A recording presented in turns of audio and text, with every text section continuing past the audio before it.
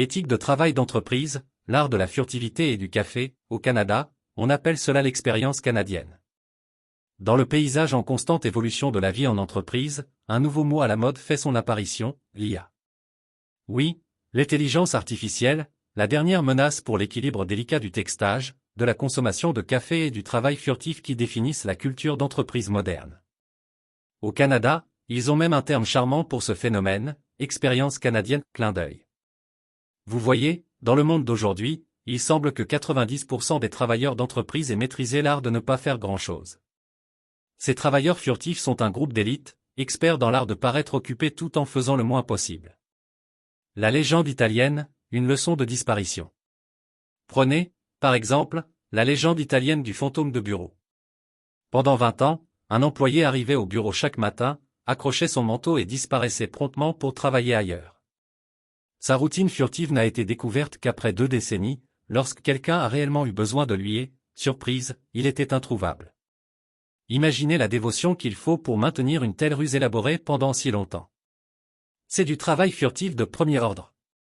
L'innovation nord-américaine, le bonheur du télétravail. Mais ici, en Amérique du Nord, nous avons affiné cela en un article. Grâce aux merveilles du télétravail, les travailleurs furtifs n'ont même pas besoin de faire le pèlerinage quotidien au bureau. Ils peuvent se prélasser chez eux en pyjama, faire défiler les réseaux sociaux, et appeler cela une journée productive. Gloire au pouvoir du bureau à domicile. Prenons Jane, une cadre intermédiaire dans une entreprise technologique. Son emploi du temps quotidien consiste à se connecter à 9 heures, envoyer quelques emails, assister à une réunion Zoom où sa caméra est commodément cassée, puis passer les heures suivantes à rattraper ses séries télévisées préférées. Vers 16 heures, elle réapparaît pour envoyer 1 ou 2 emails supplémentaires, créant l'illusion d'une journée de travail bien remplie. L'efficacité à son meilleur. Le circuit du café en entreprise. Ensuite, il y a Tom, qui travaille dans le département marketing d'une grande entreprise.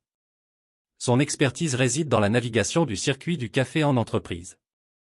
Tom connaît chaque machine à café dans le bâtiment et a chronométré ses visites parfaitement pour discuter avec différents collègues tout au long de la journée. À l'heure du déjeuner, la matinée a mystérieusement disparu. Après le déjeuner, il répète le processus, s'assurant d'être visible juste assez pour sembler occupé sans jamais s'engager réellement dans un travail substantiel. Le marathon des réunions, un nouveau niveau de furtivité. Évidemment, aucune discussion sur l'éthique du travail moderne en entreprise ne serait complète sans mentionner la parade sans fin des réunions inutiles et des présentations PowerPoint. Entrez Sarah, une chef de projet dont le calendrier est rempli de réunions consécutives. Elle a maîtrisé l'art de paraître engagée tout en faisant ses emails et en envoyant des textos sous la table. Pendant une présentation particulièrement ennuyeuse, Sarah a réussi à vider sa boîte de réception, commander des courses en ligne et réserver une escapade de week-end, le tout sans manquer une seule diapositive. Ces réunions sont un terrain de jeu pour les travailleurs furtifs. Tout le monde fait semblant d'écouter tout en se déconnectant mentalement, pour ensuite hocher la tête lorsque le présentateur demande des retours.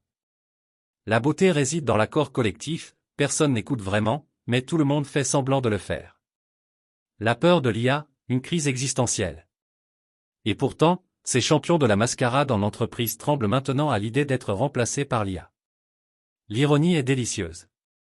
Imaginez, le travailleur furtif, dont les compétences principales incluent les pauses café stratégiques et la maîtrise de l'art du texto discret, craignant un avenir où l'IA pourrait réellement faire leur travail. John, un spécialiste des ressources humaines, est particulièrement inquiet. Sa routine quotidienne consiste à transférer des emails et à configurer des réponses automatiques pour créer une illusion d'activité. Lorsqu'il entend parler d'outils IA capables de gérer les emails, de planifier des réunions et même de fournir un soutien RH, il est en proie à une crise existentielle. Et si l'IA commence à le surpasser dans le transfert des emails? Quelle horreur! L'avenir, le revenu universel et le travail furtif officiel. Nous vivons des temps incroyables, en effet. Bientôt, le revenu universel sera mis en place, permettant à nos chers travailleurs furtifs de continuer officiellement leur routine sans la prétention fastidieuse du travail. Ils pourront siroter leur café et faire défiler leur flux sans aucun remords.